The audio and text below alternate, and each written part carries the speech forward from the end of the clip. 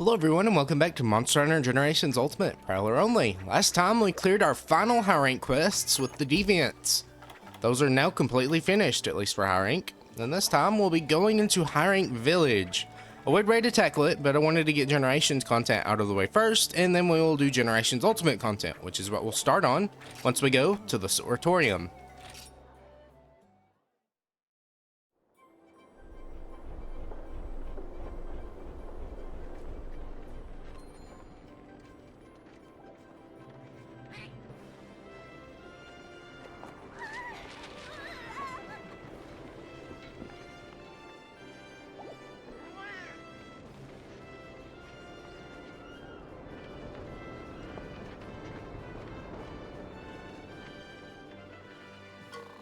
Alright, we're at the Soaratorium. We're gonna go ahead and skip through this guy's dialogue. It's just a lot of exposition. I recommend you read up on it for yourself if you have your own game. But he's pretty much just telling us about a new biome and the ruined pinnacle, and I believe he gave us an urgent quest to do. So we'll go talk to the quest scale at the very front of the airship. There's 3 airships. One's the pub, one is the Soaratorium, and the other one is just kind of an armory ship. Also has your shop and stuff like that. But she's telling us we need to take a quest for hunting a Kongolala. We won't take it yet. We need to fix our weapon up pretty quickly. And for that, we'll go to the second little area down here. And this is our little home or our rest stop. We'll be able to change our equipment here, which I will promptly do. We will change to a fire weapon because Kongolala is weakest to that. If I can find it real quick here. Item box is very messed up here, but we'll take the Ignactor Lance. Actually, we will not be doing that. I forget, we have the Dread King Blade. We will be using the Dread King Blade. Hold on, let me find it. There it is. Dread King Blade's just going to be the best here. And normally you don't have deviant equipment. This is going to go very quickly and be very easy to go through. So I'm just trying to make a highlight of it since it is high rank. We've already been through that. We'll go ahead and take the research team's first radio. This will have us hunting a Kongolala, like I said before, in the ruined pinnacle, not the Jurassic Frontier. We'll go ahead and eat a meal. Eat for Hurler. See if we get that. Not sure if we will. Hopefully we will, though. We will not. It's fine, though. Again, we're probably going to completely destroy this guy, and we'll take the quest.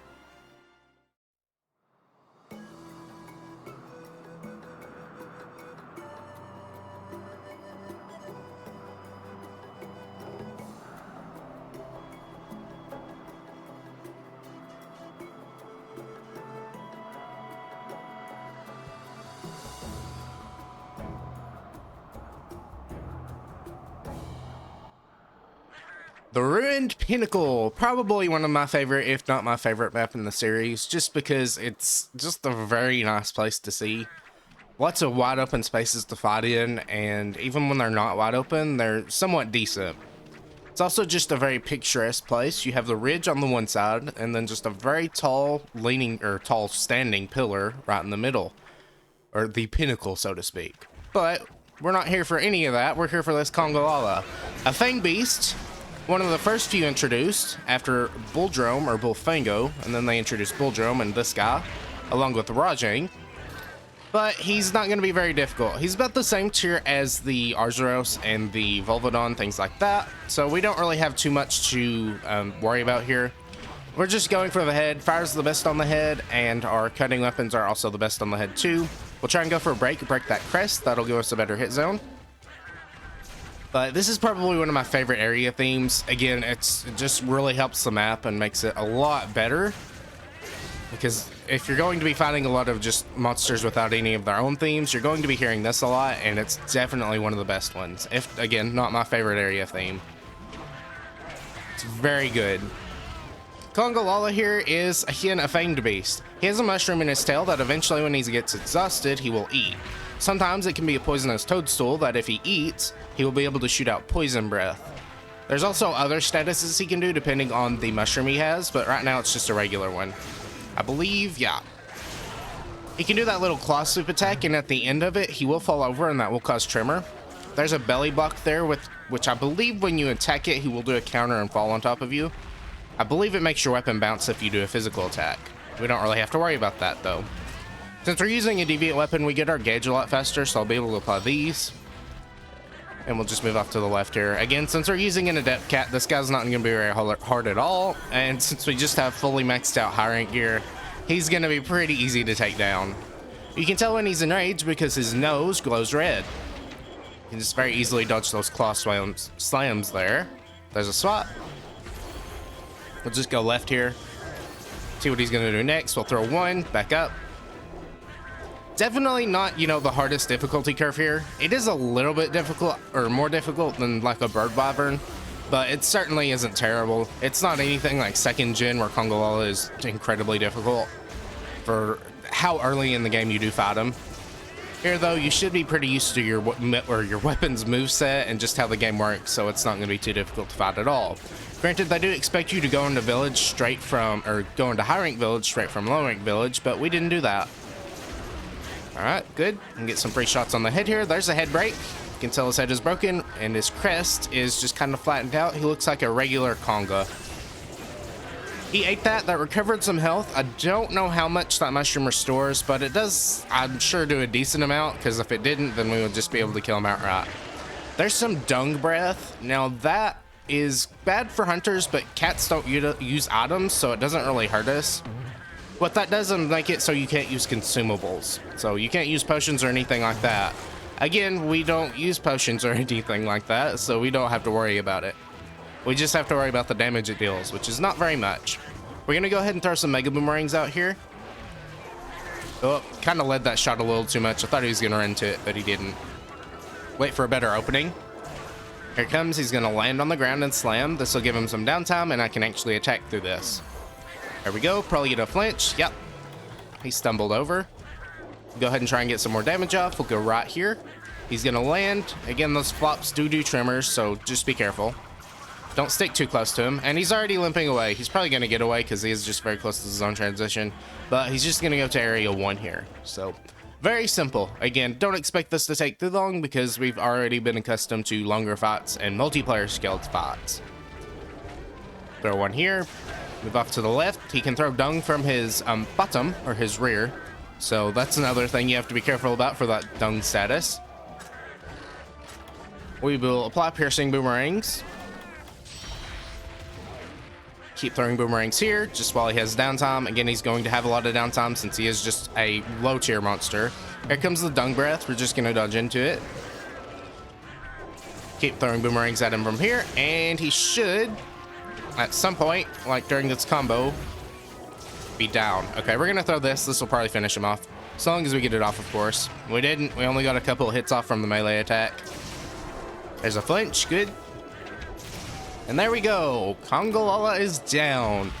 Probably be seeing more of him in G rank and actually being able to comment on his moveset a little bit more, but for now, he's just gonna go down pretty quickly, and we will move on to the next monster. Again, just gonna go ahead and give you a beautiful shot of the scenery. You can't really see below the clouds here, but you can just see how massive the scale of this map is. And then once again, looking at this massive tree, and behind it, a massive pinnacle that you can't even see up to the top of. There's also just a bunch of ruins around the map. And as we end the quest here, something interesting is going to happen. Warning! What is this? We've never seen this before.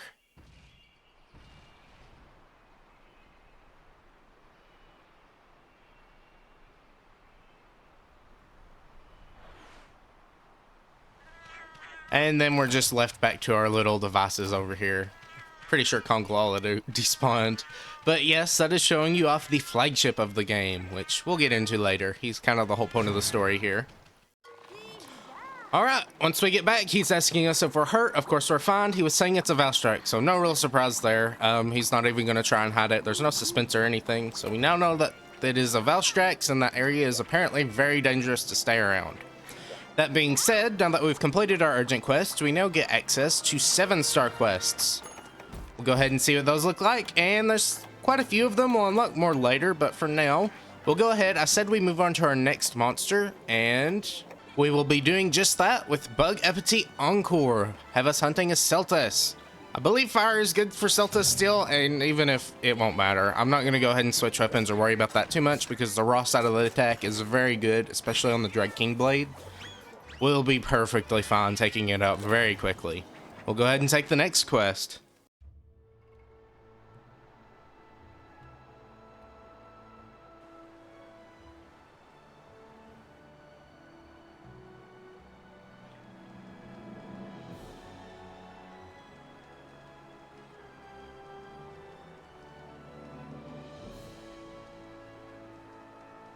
Okay, so we've been to the ancestral step before. We just never have been there in low rank village.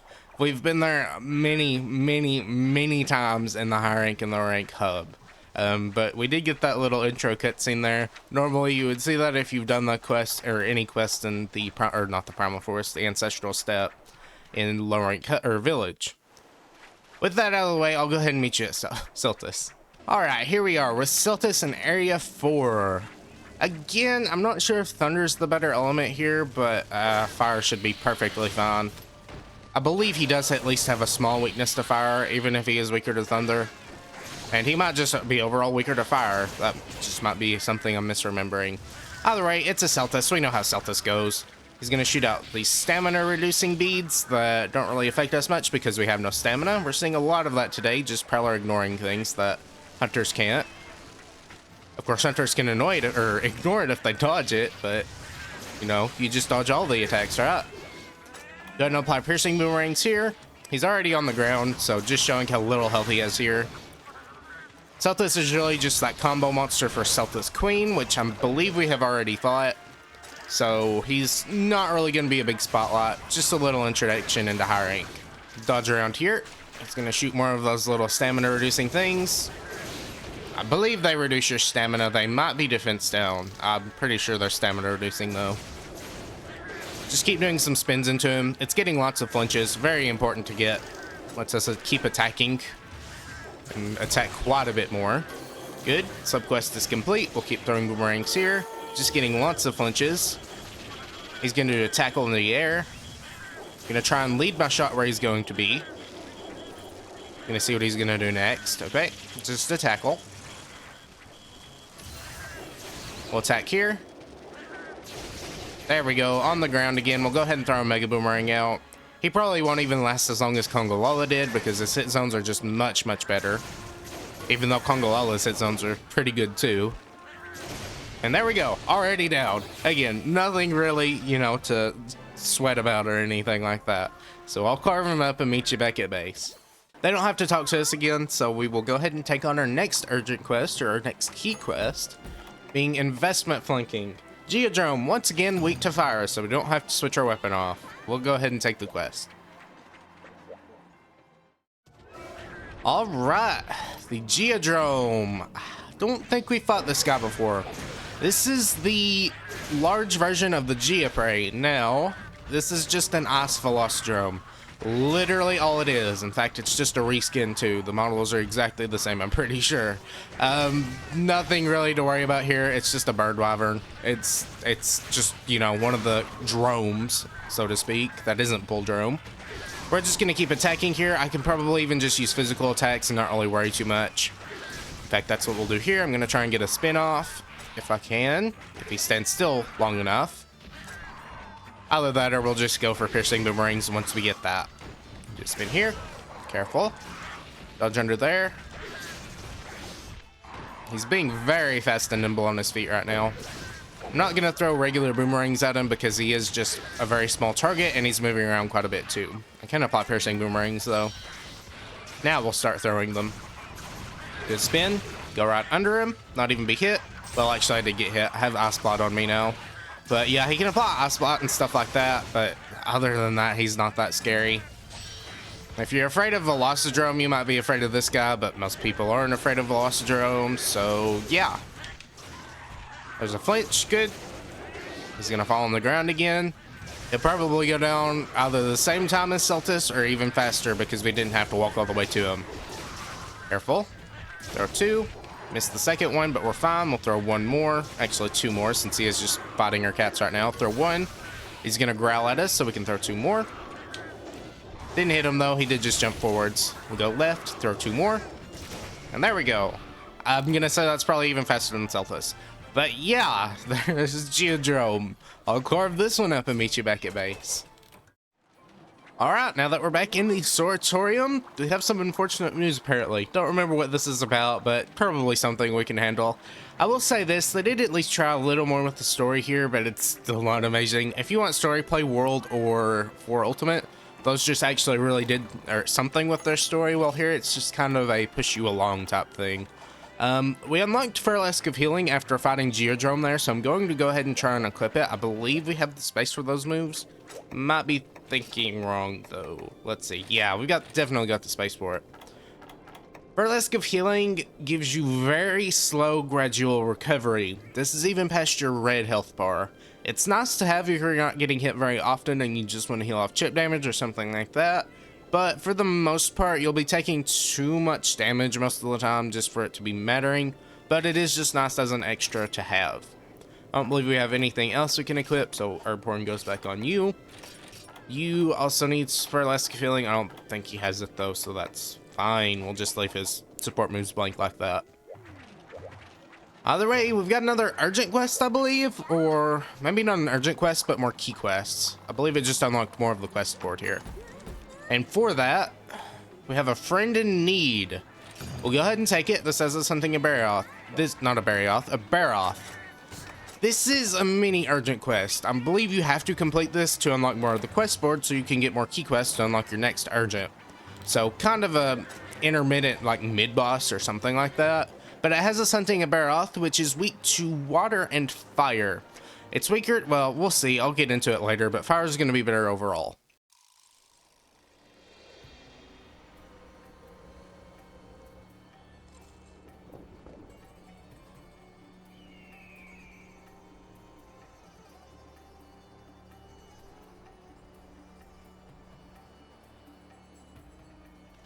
Alright, we are in the Generation 2 desert. It's just called the desert here. The other desert area is called the dunes.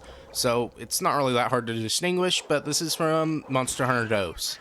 It's definitely gained a facelift, and it's not mostly just flat ground now, which is nice, but it's certainly nice to see a old area returning. There's also another Generation 2 map from Monster Hunter DOS returning, but we'll see that later.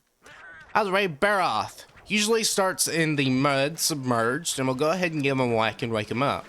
But the reason that he's weak to both water and fire is that while he's covered in mud, water damage does better until you break the mud off, and then fire damage is better. Since we have just such massive raw for this early of a high rank venture, we're going to be breaking that mud off pretty quick, so I'd rather just have the fire element to be dealing more damage.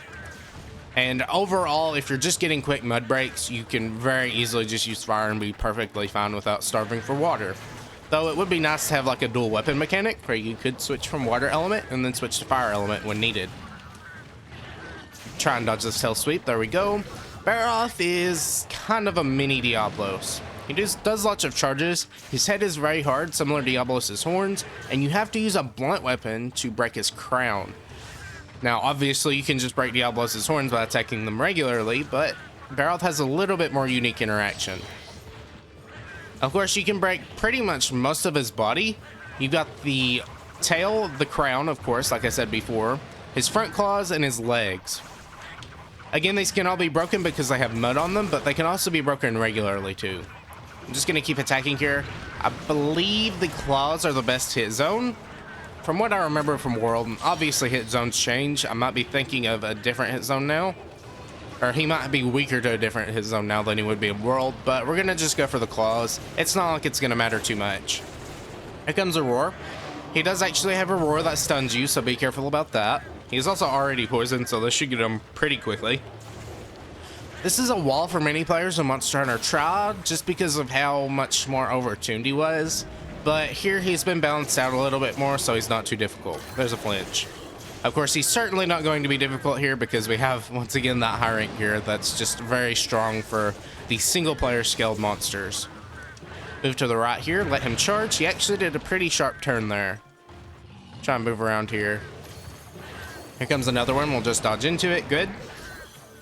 Keep going for those legs. Once you get a mud break on the leg, he will fall over, I believe, and that's what we're going for here. Just gonna try and move up to the right side here, but he just has lots of bites and a lot of frontward facing attacks. I believe at some point he can do a tail sweep, but that might be from his G-rank version, and I might be thinking of a different monster here. Careful. There's just a little side spot, and there's the fall over from breaking the mud on the leg. We're gonna go ahead and aim for the tail here with this Mega Boomerang. Won't do too much damage, but I want to save this for the other leg. That way I can hit it while he's standing up and not waste it. Go ahead and throw another one out. Probably gonna miss this. There's a tail sweep. There's a flinch. Good. He uses the same skeleton as Devil Joe and Glavenus. So very just like an early version of those monsters. Of course, he's not, you know, a fire monster or a dragon monster. He's just kind of a neutral element, though he can apply water blight with his mud. He can also apply the mud status if you do get hit by those mud globs. Move around this way on the right, see what he's gonna do next. Probably charge. Nope, just a bot. We can go ahead and keep the assault up. Go right again. Do a spin. Good. Don't think that knocked him over, but it did get a good flinch. Here comes something. I'm just gonna wait and bait him out. He'll do a mud shake here. This will apply the mud blight status, not mud blight, it's just mud or whatever it's called. So we need to stay away from it. Of course, non-stick fur will allow you to completely forgo mud status. You will be affected by it, similar to Snowman, but you'll break out of it almost immediately. Keep throwing or just regular boomerangs here. He's probably moving. Yep, he's digging, so he's gonna move to area 5. We'll go ahead and chase him over there. All right, once in area 5, we'll see where he's gonna pop up. There we go. I'm gonna go ahead and ready a mega boomerang here. He's probably gonna do a charge towards me. Yes, if I can get this off in time, I don't mind trading damage. In fact, I wasn't even hit. There goes the tail. Keep just attacking the arms here. Going for those. Here comes another roar. Little too early on that dodge there, but we're fine. Just going under with the hitboxes here since we are such a small target. Careful. He's probably limping away now. Yes, he is. I'm going to go ahead and just cover the tail here. If you're curious, barrel equipment is not good, especially considering we have end of high rank equipment. So don't even bother making it if you haven't started in, or started from low rank village. Just kind of use what you have now, and we'll start using new stuff once we get to G rank. This is pretty much just going to be a, not a speed run, certainly not a speed run, but just kind of a quick run through the high rank village story. And then we will actually get to the real challenges once we get to very, very, very tough monsters in G rank. Alright, try and finish them off there, and there we go. Barrel is down. Actually took 5 minutes that time, but I'm not gonna complain very much. I'll go ahead and carve this guy up and meet you back at base. Alright, back to the village. We're gonna get another talking to. I believe we were doing that for parts or something like that for the ship. They're trying to make it, I believe, to go up to the very top of the ruined pinnacle. Might be jumping ahead story beat wise though. And we're going to go ahead and take on one final quest for the day. Husk Hunter has us delivering 5 burned husks. We'll go ahead, run out, and take the quest. No hurler or anything like that. We don't really need it. It's just a gathering quest. All right, back to the ruined pinnacle. Now, burned husks. These are going to spawn in stuff like this. This is a shard. Falls from the sky. That's why there's a little crater around it. If we gather here, gives us a burned husk. Only gave us one for that one. It was more of a tutorial spot than anything else. But we'll go ahead and move through here, and we'll look for more of those little spots. Now, to know if these will spawn, usually you'll look up in the sky and see this red glowing dot. That means there is burned husks that spawn on the map. If you don't see them, which you won't until you reach high rank village or G rank, I believe, you won't ever get any to spawn. These are important for some items later, but it's not going to be good for right now. It'll be nice to have some, but we're going to deliver most of the ones we have anyways. We get this other spot here. We'll go ahead and grab them. That gets us up to 4. We'll go ahead and go to the next area and see if we can't find another burnt husk spot. There is a monster in area 2. We'll see what it is. Gypsaros, not really wanting to fight you, so we will just prance around you a little bit. There's our burnt husk spot. We'll go ahead and grab it. Let Gypsaros do his thing. He's probably going to flash. Yes. We'll just smash out of it pretty quickly. Get away, let Gypsaros attack, and then we'll go ahead and try and grab the rest of this gathering spot. He's really liking to flash here. Okay, avoid. I'm gonna get pecked here. Let's just try and back away. We'll try and bait him away from it. Our cats are actually doing a pretty good job of that. Should be the last item spot we can gather. That should put us up to 7. That's good. Only needed 5. Let's try and get away. He's gonna do another tail sweep. He'll actually drag us around with his neck. And then we'll head back to the base. Alright, back to the base. We will go ahead and deliver the items like we did before. Whenever we first got... Oh, wait, that's the wrong item box. Sorry, I totally haven't done a single item delivery quest in a very, very long time. But there we go. Deliver the 5 husks, and I'll meet you back at base. Alright, here we are. We'll go ahead and talk to our friend again. He thanks us for gathering those husks, and I believe he probably gives us more quests. But we've done half of our first quest level in High Rank Village, so we'll go ahead and call it here. I am kind of all over the place trying to explain all the new stuff. There's not really much new stuff, but it is just kind of, again, all over the place. Either way, I hope you enjoyed, and if you did, please consider leaving a comment below, and maybe even consider subscribing. Until next time, bye.